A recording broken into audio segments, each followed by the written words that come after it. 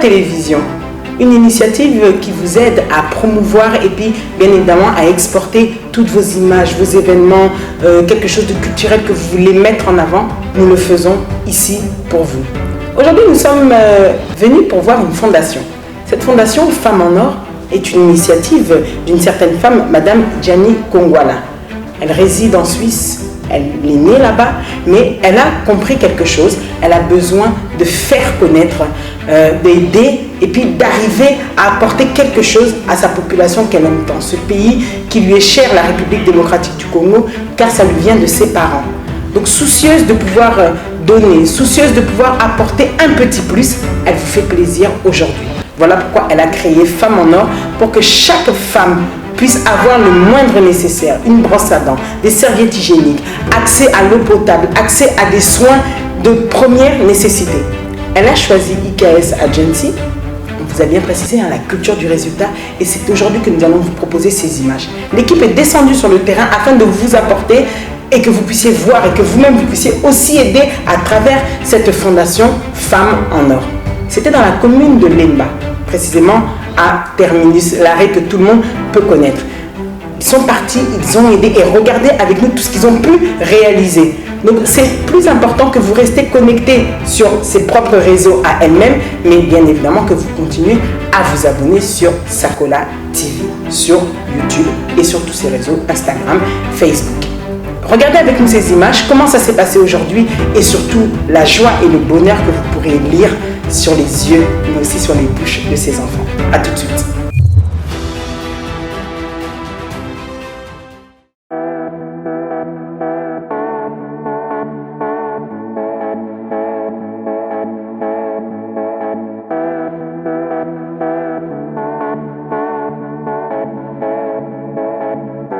Bonjour, moi c'est Dr David Monzele, membre de la Fondation Femmes en Or, Béni pour bénir.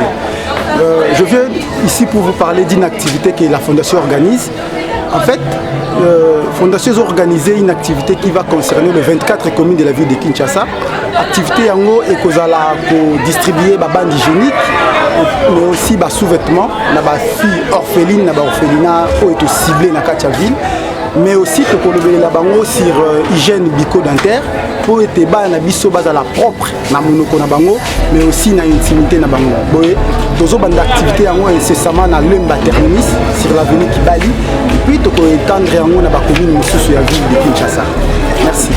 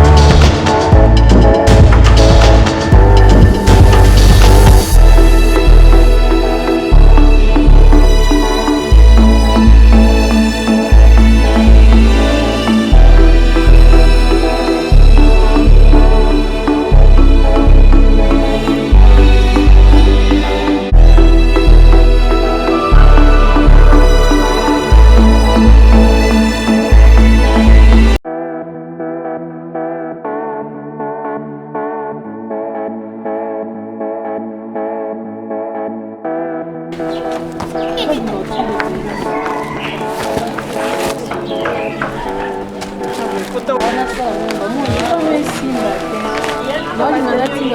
la batterie qui parle. C'est la batterie.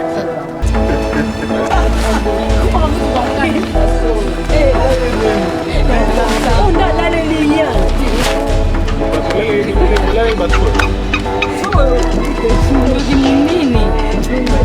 L'accent la taille, moi non.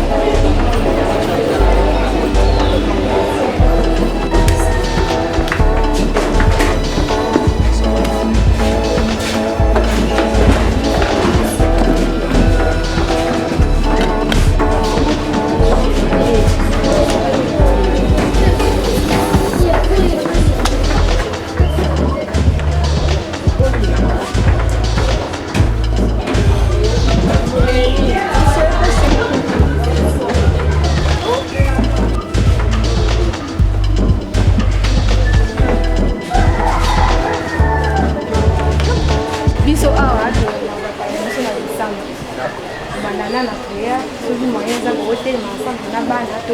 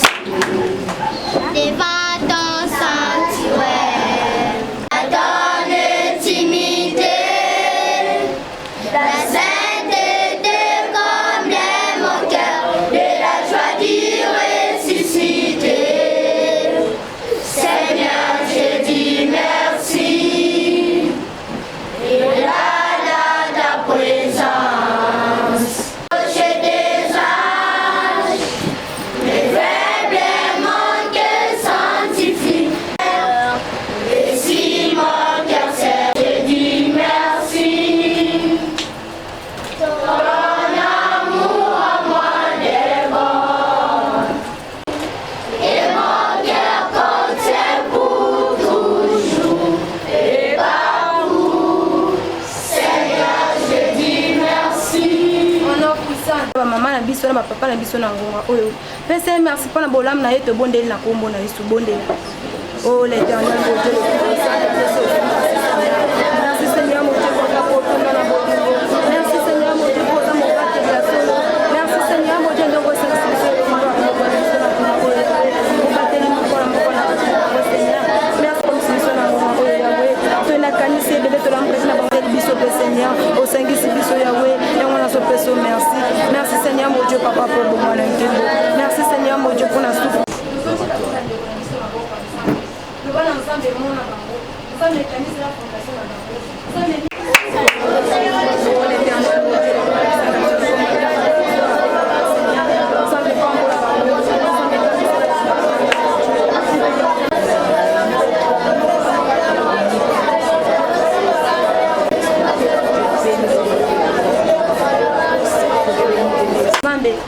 Que biloko baeli biso tant ko liango pesa biso santé madame recommander pesu de provenance na maboko ensemble bisika biloko euti nzamba bakisa biso ebele mutu nyonso contribuer ki na kata biloko nzamba mona ye le boko ankembo kita na kata bomo na bango to bondeli na komona biso bondeli oh les amis.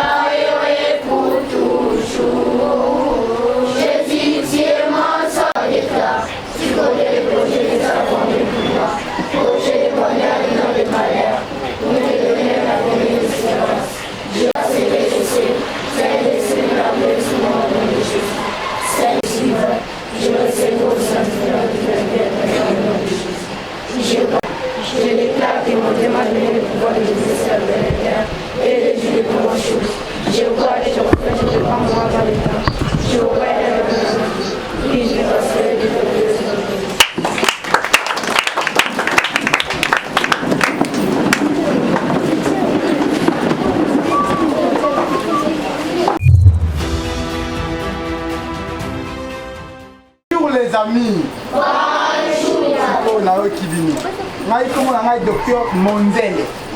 Nous sommes membres de la fondation Femme Nord. Nous sommes membres de la bandi liboso na bino.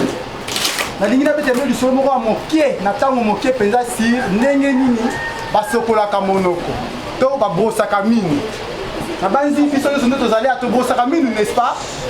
OK, mais ce qu'on a c'est non ndenge nini esengeli na biso to brosser monoko na biso. Ya liboso nangi boye bati na nini esengeli to sokola monoko. Monoko soki ozo sokola o malamu te ekolumba solo. Okoma tango zolo ba moninga moye apusa na pembeni na yo ezate po monoko na yo ezo dégager solo. Alors pour éviter que monoko na yo ezala solo, il faut brosser yango malamu. Yami balé soki ozo brosser monoko malamu te, mingu na yo ekozala pembe te.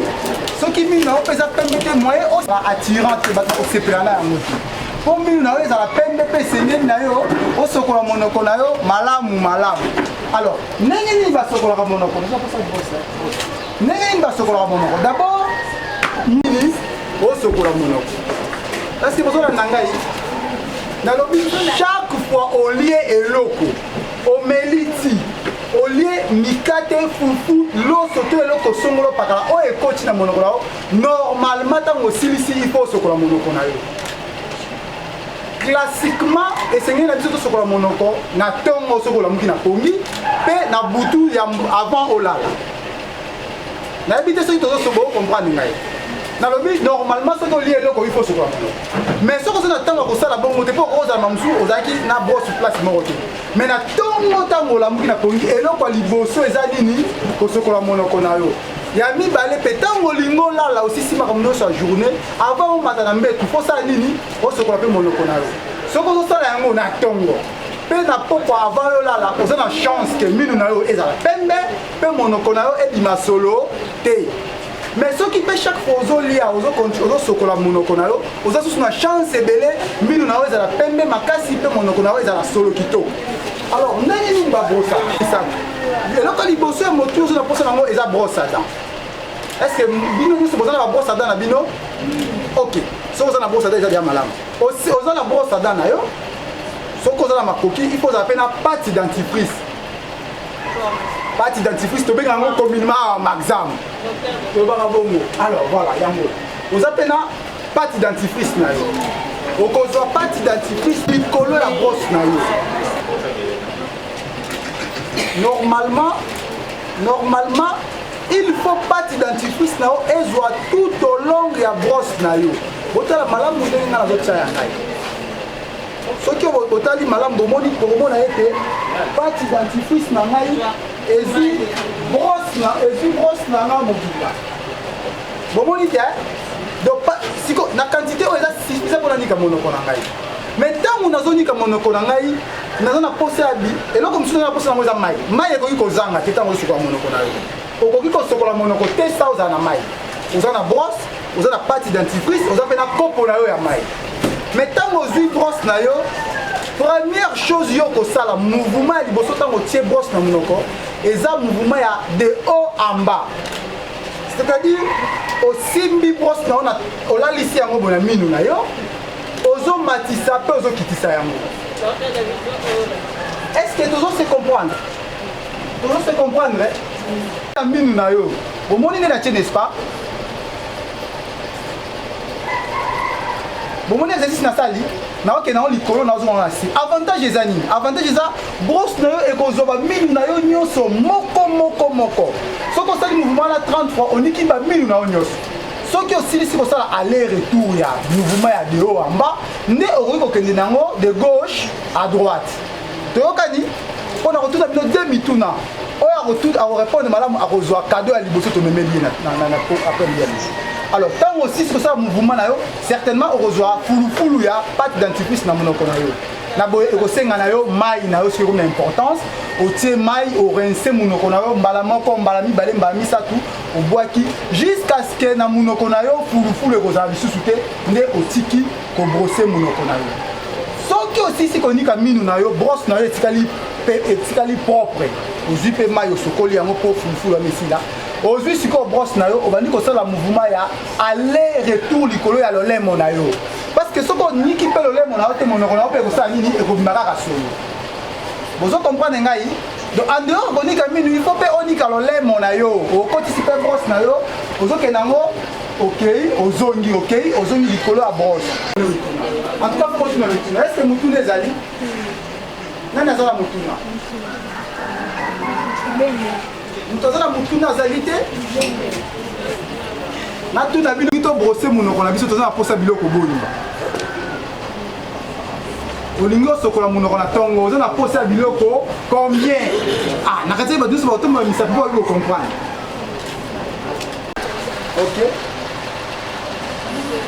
OK, de l'eau. Ah, d'accord, très bien, c'est ton Robert ma boue. Alors, tout ça, pour ça, biloko au misal. Ah, manini. Mouvement, tu as évité.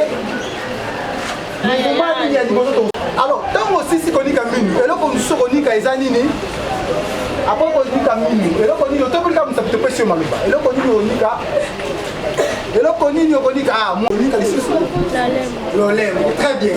Aussi, si on dit que on dit l'olème. Alors, tant que si on dit que l'olème. Et là, on dit que ça. Après, on dit que l'olème. Combien de femmes encore? Yo tombola musapina to pese maloba. Baposa combien de fois moko. Na nini basi ba pesa biano, basi ba pesa biano te pona nini. Basi ba tombola musapina. Baposa combien de fois moko. Ah, OK, c'est bien. Donc vous na R nini? D'accord. Mais ce qu'on tango nini pesa so poser mu na yo. Chaque fois qu'on lit à Tobaki Bongo, on lit et l'eau qu'on soit à temps, on dit bon, c'est ça, on se colle mon nao. On y a pour ça la macambo autologie. Non seulement à Zamon la maïele, mais à cause de la minuit à Tembe, et mon connaît cause à la solo qui toque. Allez, bon, tu vas pas pour la vie de mon co.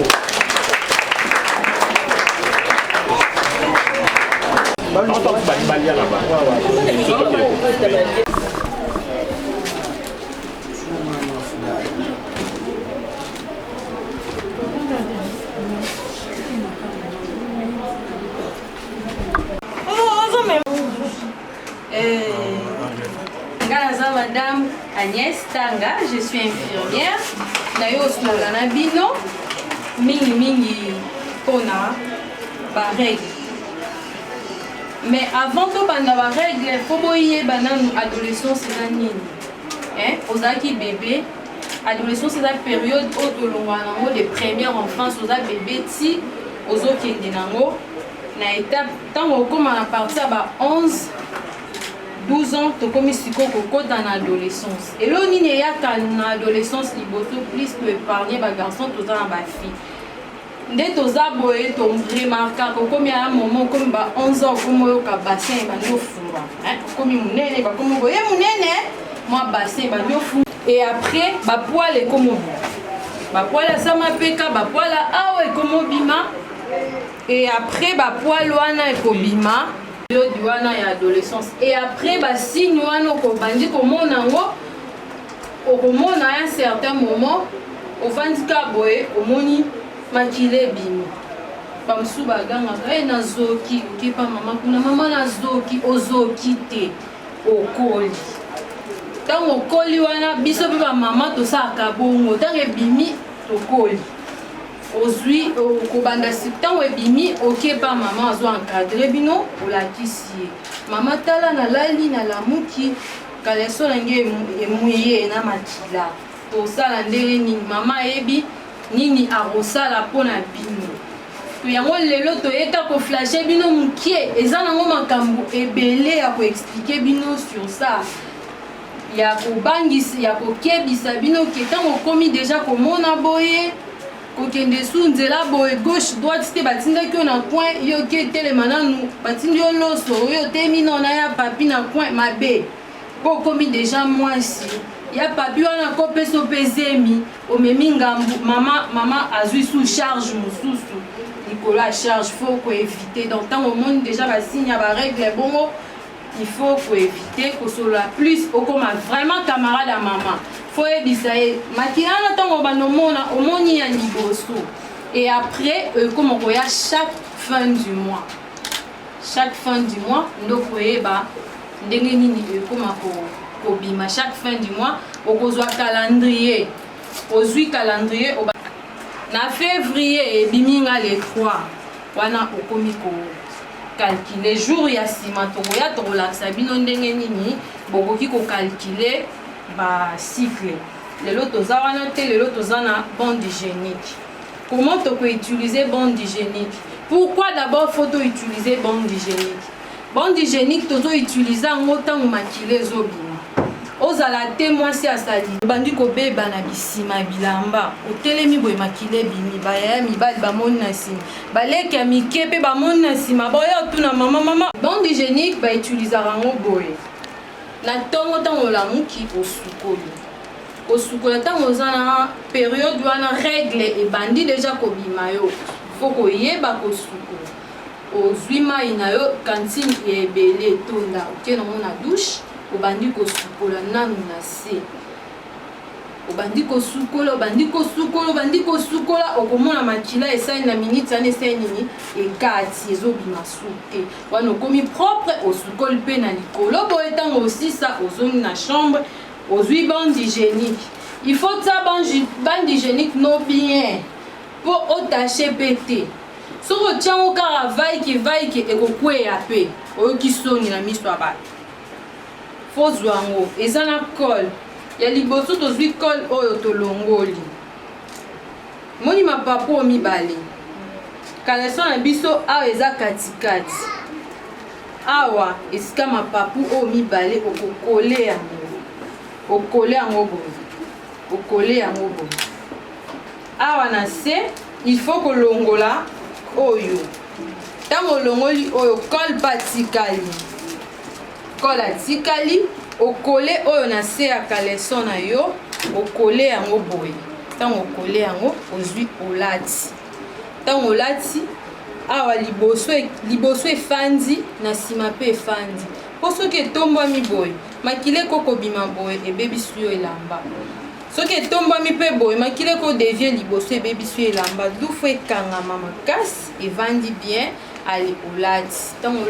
olati na kaleson na oyo ya makasi yaya talanga olati na kaleson na oyo ya makasi olati soki oza na cycliste obangisi cycliste likolo olati bande hygiénique batiaka ngo ndenge bande hygiénique okotia te oyo otiaki banda na ntongo ti na buto ozoki kolala ntango ewuti ese forme te epoli etindaka solo mpo obimisa solo te okomona mwasi aza pembeni na yo ata aza na règle oyeba ata aza na règle fo ayebi soki naza na règle oyeba eloni esalaka ke bazala solo te bongo il faut kosukola bien et puis kotia bande hygiénique moko te banda ntongo ti pokwa okolumba solo bande hygiénique otie na ntongo ntango oza na règle ntango obimi te oza na ndako na moi lisusu oke osukoli olongoli wana obwaki otie mosusu na moi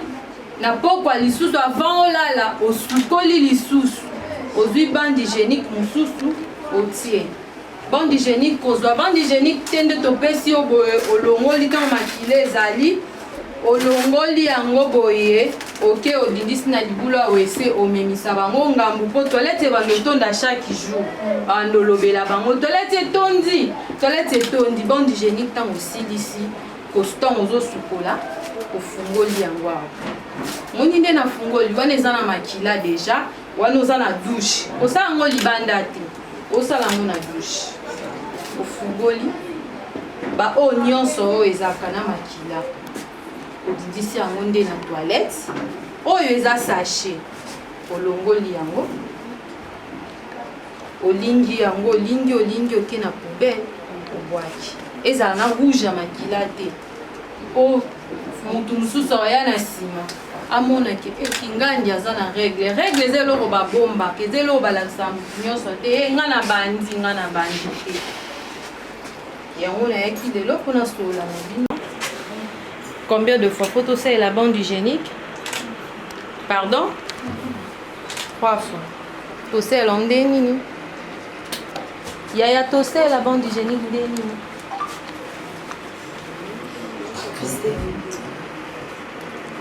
Vous comprendre te?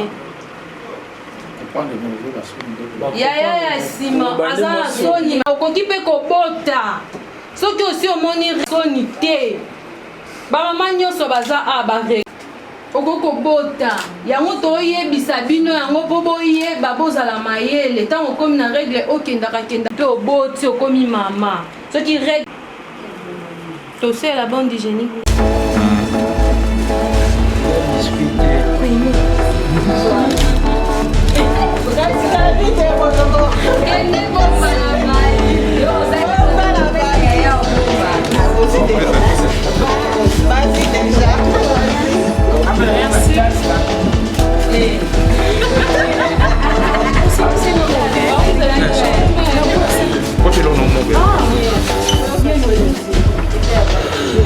Merci.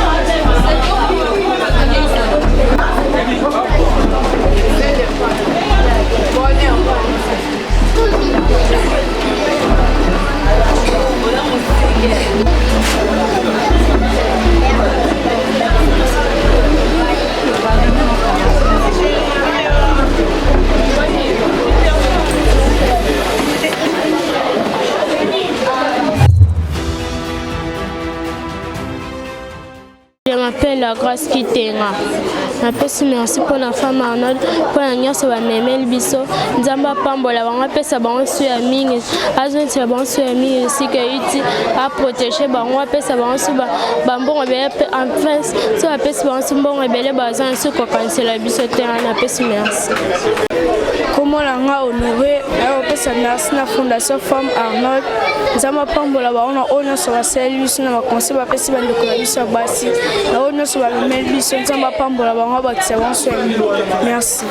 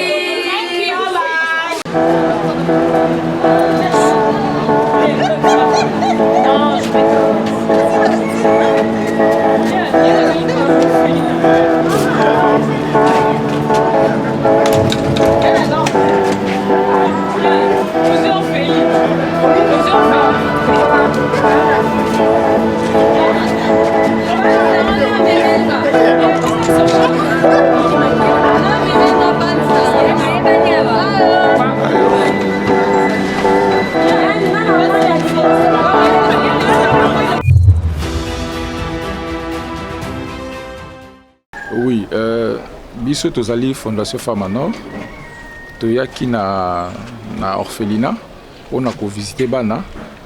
Premièrement, ils plus liboso pour na ça quelque chose parce que tu es bien. Bana so bazana orphelinat bazali délaissé. Ou là na bango comme na bango nous c'est un peu na moi difficulté. Les toi ko assister bango moké par rapport ya molo kakolia et tout. Et toi qui peut le sous pour na sensibiliser parce que on a remarqué que na orphelinat ils ont la balle sur comme âge avancé donc 15 ans 16 ans et tout donc comme déjà d'ici là comme déjà jeune fille donc dès toi il y a quelques bandeko basé à corps médical pour nous sensibiliser bango par rapport à hygiène buccale la hygiène buccale et puis na hygiène menstruelle donc bana baso ba collègue déjà mandambu ba me peut expliquer bango hygiène menstruelle les akola qui ça bango ndenge nini moi ceux qui déjà comme mon période na ye o to benga règle ba ndenge nini ya ko mibongisa donc c'est un peu ça et puis pour la hygiène buccale to meke pe ko la qui ça ba o baza na âge assez 2 ans 3 ans ainsi de suite o la qui ça bango ndenge nini ba ko brosser minu na bango donc na moi mo pousser activité na biso ya Fondation Femme Nord ezalaki na sens wana.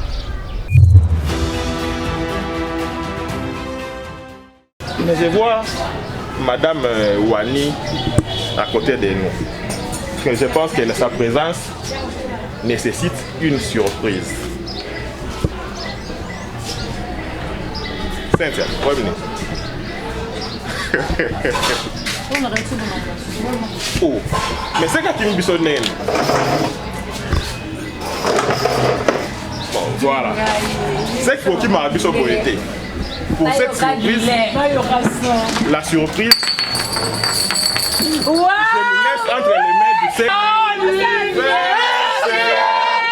Joyeux anniversaire,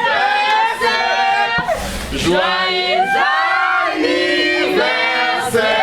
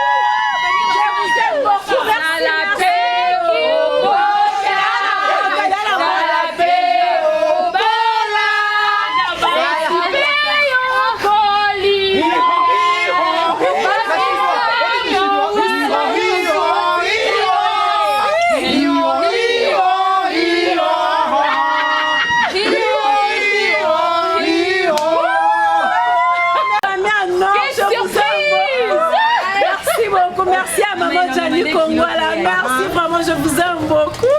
Vraiment, je suis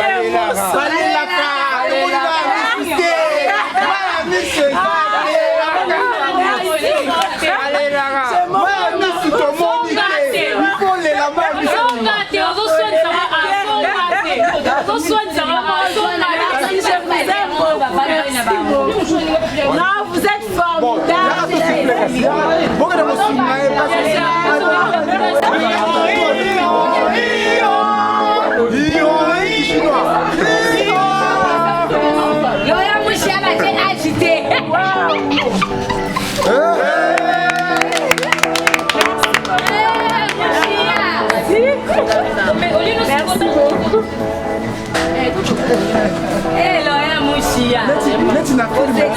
On a fait jour anniversaire, on a fait une surprise. On a fêté la famille, la fondation, juste les amis.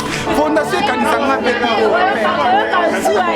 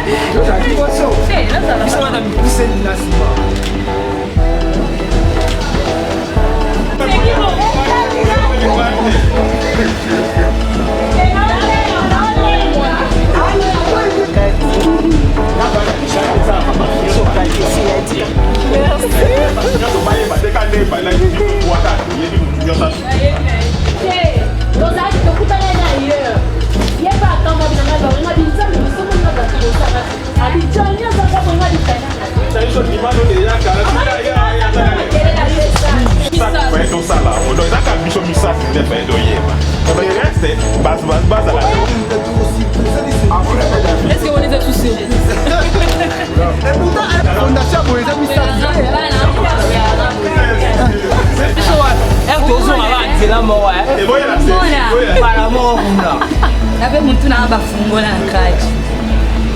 Vraiment, merci beaucoup. Hein. Merci ma famille en or. Je vous aime beaucoup. Vraiment, merci. Vous êtes formidables. Vraiment, merci. Maman Gianni Kongwala, mon Dieu, je t'aime énormément. Vraiment, merci beaucoup. Je mange les gâteaux, maman. Je mange, hein. Je mange les gâteaux. Pourquoi ma poubelle est juillet? Et aux anneaux de la juillet. On peut payer les connes juillet. Ah là là là là.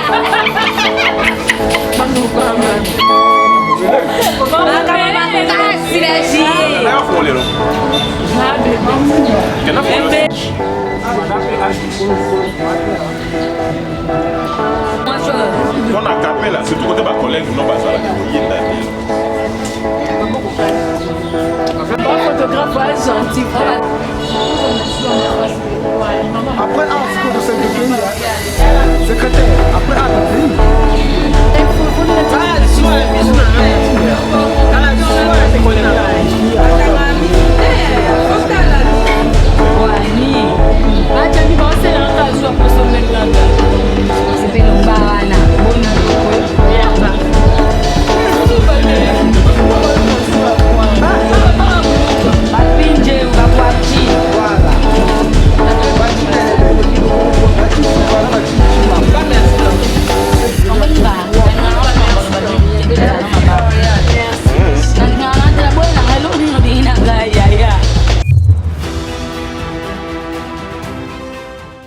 Femme en or a répondu présent et voilà qu'ils ont pu aider. J'espère que vous avez apprécié de regarder ces images, bien évidemment, réalisées par IKS Agency, la culture du résultat.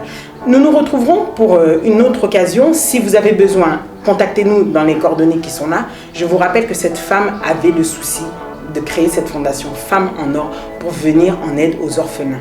Car elle-même grandit de parents séparés, elle avait ce souci, elle connaît la difficulté de vivre avec l'un sans l'autre. Et comme des millions de personnes, on se dit que ce sont les pupilles de la nation, alors voilà pourquoi elle vient d'abord en aide à eux en premier. Mais vous avez un mariage, vous avez une occasion n'importe laquelle, n'oubliez pas de penser à la culture du résultat. Voilà, merci à vous tous et on se retrouvera une prochaine fois ou pour une autre occasion. Au revoir.